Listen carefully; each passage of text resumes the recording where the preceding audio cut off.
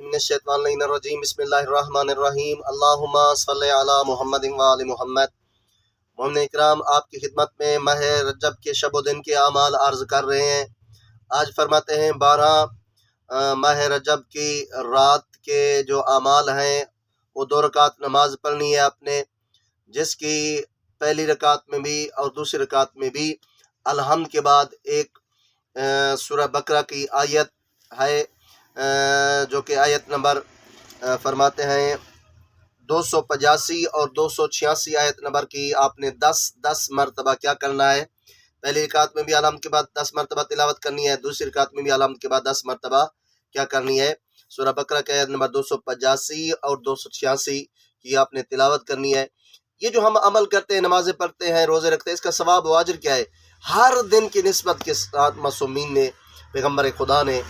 ہمیں ثواب بھی بتایا ہے کہ یہ عمل کرو گے اس کا ثواب اتنا ہے، یہ کام کرو گے اس کا ثواب اتنا ہے، یہ کام کرو گے اس کا مطلب ہے اگر یہ غلط کام کرو گے تو اس کو گناہ اتنا ہے۔ معصومین فرماتے جو بندہ مومن 12 ماہ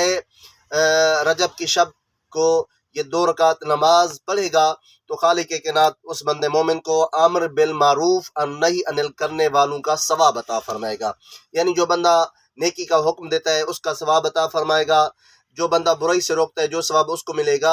یہ 2 رکعت نماز پڑھنے والوں کو بھی وہی ثواب خدا عطا فرمائے گا۔ اسی طرح آگے پیغمبر خدا فرماتے ہیں کہ حضرت اسماعیل علیہ السلام کی اولاد سے 70 غلام آزاد کرنے کا بھی ثواب عطا فرمائے گا، اور خالق کائنات اس بندے مومن کو 70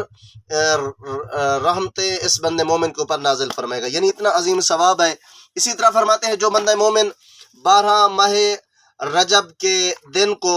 فرماتے ہیں کہ روزہ رکھے گا، خالق کائنات اس بندے مومن کو 2 بریک و نفیس لباس سبز ہیلے عطا فرمائے گا، یعنی جنتی لباس عطا فرمائے گا۔ اگر وہ ایک لباس ان میں سے پہن لے، فرماتے ہیں وہ بروز معاشر چمک رہا ہوگا، اس طرح جیسے طرح 14ویں کا چاند چمکتا ہے۔ اور فرماتے ہیں اگر ان 2 لباسوں میں سے ایک لباس اگر دنیا میں آ جائے تو معصوم فرماتے ہیں دنیا مشرق سے لے کر مغرب تک چمک اٹھے گی، اس کا یعنی اتنا ہے۔ اور فرماتے ہیں اس کی اگر دنیا میں آ جائے تو اس کی خوشبو پوری دنیا میں عنبر کی خوشبو سے، مسک کی خوشبو سے بھی زیادہ خوشبو ہوگی۔ تو مہربانی کر کے یہ ویڈیو آگے بھی شیئر کر دیا کریں، اللہ بھی آپ کو جزائے خیر عطا فرمائے گا۔ جزاک اللہ۔